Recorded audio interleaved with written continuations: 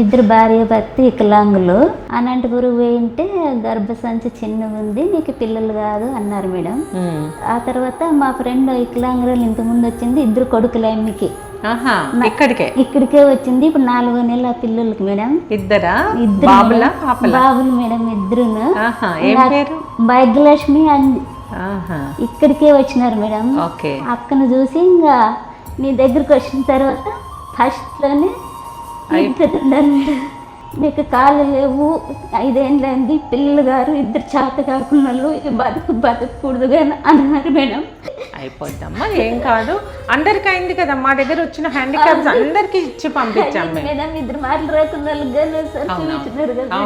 వాళ్ళకి పెళ్ళై 25 ఏళ్ళు, 3 అయ్యారు. వాళ్ళకి 1 రిడక్షన్ వెళ్ళి 2 ట్విన్స్ ఉన్నారు. ఏం కాదమ్మా, హ్యాండిక్యాప్డ్ ఉంటే ఏంటి, గర్భసంచి ఇక్కడ ఉంటుంది, 2 కాళ్ళు లేకపోతే ఏంటి, 2 చేతులు లేకపోతే ఏంటి.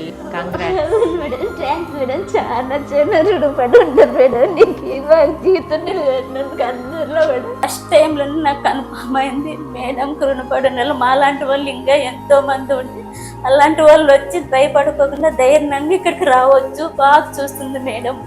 మేడం చల్లని తల్లి ఇంకా ఎంతో మందికి ఇట్లా చూడాలని ఆశపడుతున్నాను మేడం.